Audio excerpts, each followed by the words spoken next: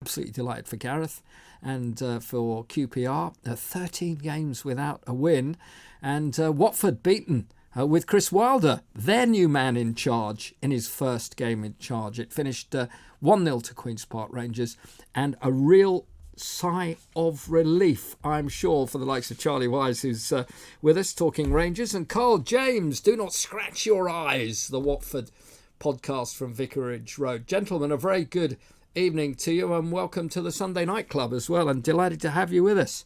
Charlie, if I could come to you first. Wow, you walked out of Loftus Road today with a win. It's a very strange feeling. I think all QPR fans are sleeping a lot easier at night now that there's 10 points below us to the drop zone. It's been a very strange season, but one hopefully now that we can try and get to the end to securing our championship status. But yeah, a real change in performance, a gritty, determined, hard-fought one. Things you would associate with Gareth and his personality and his style. But yeah, it was a shock to say the least. Yeah, I think for Gareth Haynes, I mean, I've known Gareth for an awful long time. He was been manager in Cambridge, at my side, Cambridge United, and I've known him with everything that he did at Wickham, obviously, as well, and a good man. But you always do need time, and you've got that space now that he'll have time and get to the end of this season and then really decide what he can do.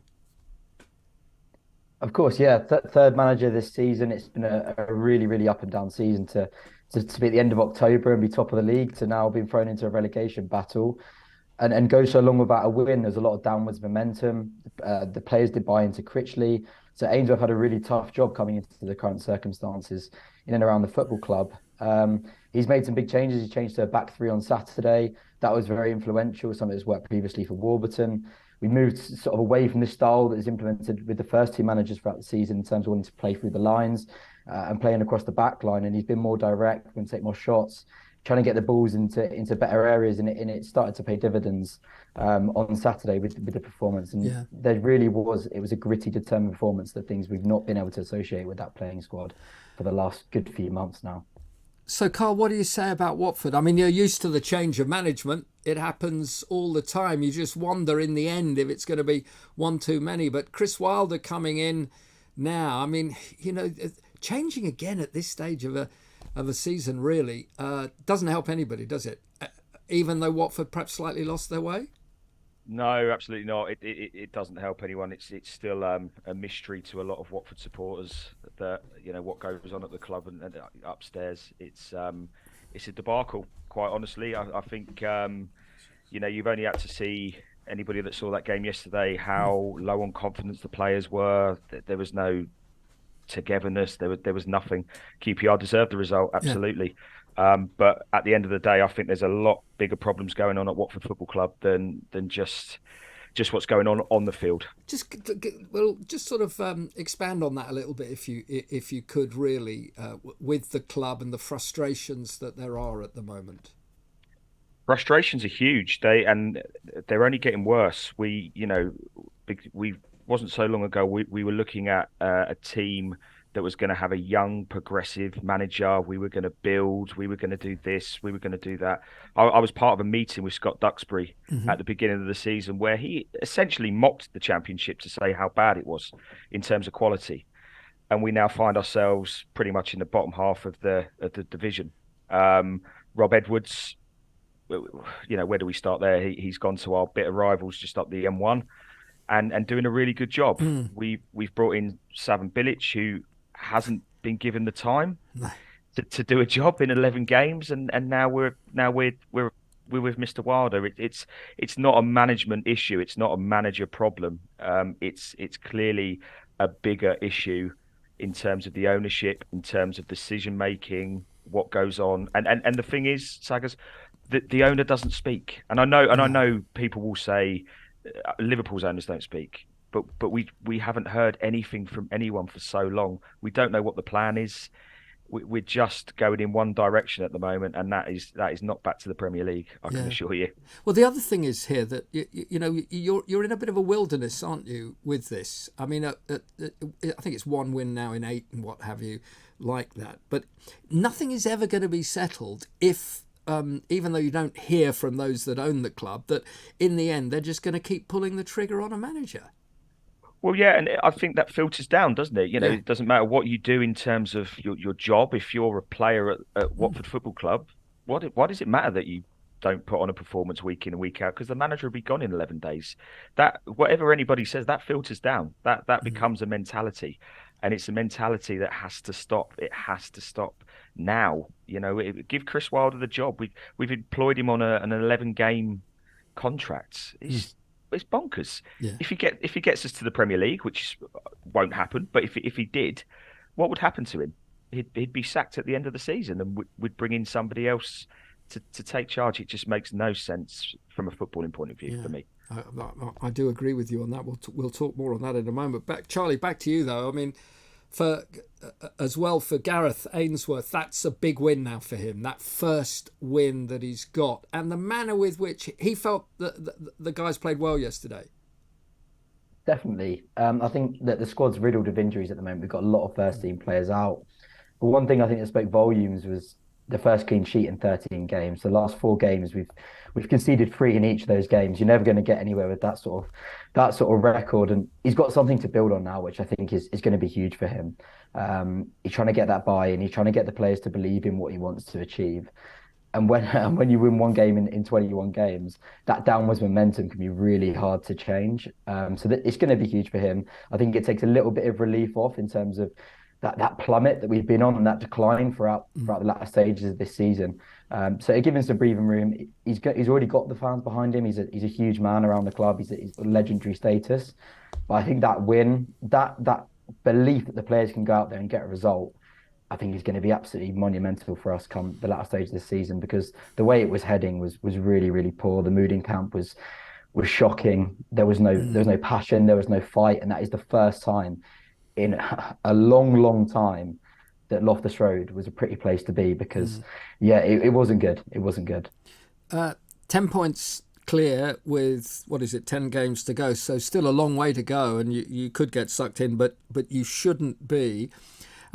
It's always a big win if it's your first win as a coach and a manager, and that inspires the players that you've got fit. Training will feel very different this next week. But I would presume have you got a game midweek? A lot of the sides have. Yes, we've got Blackpool away on Tuesday night. Yes. So there's not. I'll talk about training. There won't be any training at all. I mean, just sitting in a coach. But So and from that point of view, with the injuries and everything that you did, at least he's and he wouldn't say this and then he meant it. He probably, like the fans then, thought that they all put in a really decent shift. Absolutely. I think it's the first time QPR fans could see the players actually looking tired come the end of the 90 minutes. There was desire there. There was genuine intent to go out and win that game. And I think that was the difference between the two sides. I think QPR were the first ball, the second ball, fighting throughout the 90 minutes. I mean, Watford had more of the possession and at points had the ball in better areas. But I think QPR, the back three was a significant change for us. And it really meant a lot because, as I mentioned, those goals that we've been leaking in such a fruition.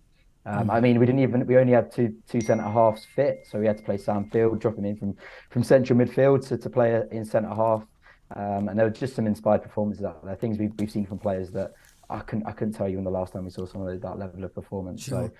So it's a huge step in the right direction for us, and Gareth, I'm sure, is delighted. Excellent. Carl, from the point of view of Watford, you still, I mean, I would look still at how far off the playoffs you are. You're 6 points adrift of that, but again, still with plenty of games to come. Is there any way that it feels as if with a new man that you can get yourselves back and even go on a little bit of run up? It's Blackpool next, isn't it? It's Birmingham City next for us. Sorry. Yeah, Birmingham City next for us. I mean, in terms of the teams that we've got to play in the league, nothing's won on paper, as we saw against QPR. But in terms of that, we've got to play a lot of teams that are in the bottom half of the division. There's only Luton that's coming up, which is obviously a derby as well. It would take one hell of a run to get us into those playoff spots. I think there's a lot of good teams in good form. I look at Middlesbrough, who are really going to go and push Sheffield United all the way by the looks of it. And for me, the playoffs tends to be that team that comes into it on that run of form. They do put a run together. And from what I can see, I just can't see it, Saggers. I just can't see us getting a load of points together to make a charge for it, unfortunately. I mean, so I mean, Chris Wilder afterwards he said, when we broke play up, we then weren't the decisions weren't right. We weren't creative enough. It's nearly as if, I mean, you feel for a player if they're with their third manager, if they've been bombarded with all sorts of different things, and bound to be just a lack of confidence with the run you're on. Absolutely, yeah, absolutely. There must be so many different ideas and versions of ideas floating around inside the training grounds. Chris Wilder's now got it. Unfortunately, because of the timing that he's been brought in, he's got no time on the training pitch with anybody. He came in on Wednesday, played QPR. We've got another game on Tuesday, so it's going to be a good week or so before he's actually got any time to spend with players. And how quickly does it take to that's the reason we have a pre-season so that you can get your decisions and your time with the players. Then that's when to make changes and do stuff. What we're doing is just kamikaze at the moment. Yeah, well, for both of you, so I'll stay with you if I may for this next bit and say that, I mean, I love the Championship. It's a real football still. It's 100 miles an hour. I don't actually know how they managed to survive the season, all of the sides, because no game is different. I mean, it's just an incredible league to watch, and so it goes on. But I just have a sense now that if clubs start not getting things right, even though they've got an opportunity to get back into the Premier League and start to think about what they're going to do and how they're going to cope with that, we're going to find the same clubs getting up and coming down, because I think things will change. And I think Fulham have done really well this year, but I think they might well be the exception. Yeah, I completely agree. I think that's the big part for me in terms of Watford. Do we want to go up? And for finances, of course, the finances are what they are, but that's the only reason. There is not a squad there. And I'll look at Burnley, for instance, the squad they've built. I'll be quite happy to put money on that they will be comfortable in the Premier League next season. Watford wouldn't. We'd be straight back down. It'd just be a yo-yo club, if you want to use that term, a bit like Norwich were. But that's it. That's it. It's just financial reward for Watford. We need to build something stronger and bigger. And again, that comes back to my first points about what's going on upstairs. And what about for Queen's Park Rangers? Again, it's you're not going to go up this season. But again, do you think this is do you sense a little bit more of a beginning again? You can start having at least finally got a win, that all of the things that have happened over the last few seasons, that at least you can get back to enjoying the football?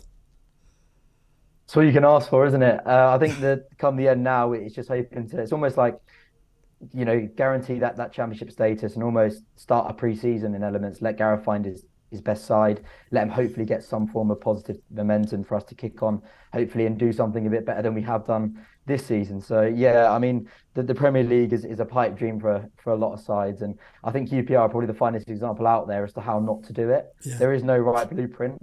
I mean, talking there about Burnley going up, and you look at Forest as well. How many players they went up and bought? Their squad was riddled with loan players, and they had to, and have we talk about Fulham is. There's no right way, and the financial repercussions of dropping in and out can really wreck you. I mean, QPR losing £470,000 a week. We're wrecked financially from all those mistakes we made a good few years back. So yeah, it's a very strange league, and as you say, that gap's only widening, and those teams that go up are going to be ones that come back down, and we're not seeing that list change too frequently. So no, it's very interesting that disparity. And sort of with that in mind as well, then, Carl, and the owners, you're sort of nearly in this sort of in-between stage that you always are now, aren't you, as a club? Yeah, absolutely. We are. We're slap bang in that stage. Trying to get out of it is another matter, but it comes down to having a plan. I don't know what the plan is, and at times I don't know if the owners know what the plan is. The Pozzo ownership has done many good things for our football club in terms of facilities, and we've been to an FA Cup final. Okay, less said about that the better, but in terms of what they've given us, they've given us a lot. But I feel, and I think a lot of the Watford fans feel that we're at a crossroads now, and it's time to either deliver a plan and stick to it like you promised us, or give the club up to somebody that's going to take it to that next step. Yeah, good. Well said as well. And both of you, thank you very much indeed for joining us tonight to talk through Queen's Park Rangers and Watford, to Charlie Wise and to Carl James as well. And plenty more to come. We're going to be talking Sunderland next. Keith Hackett is also joining us in the last part of this second hour before we go on to some other important sports to talk about as well. You're listening to the Sunday Night Club. I'm Mark Saggers, and this is Talk TV.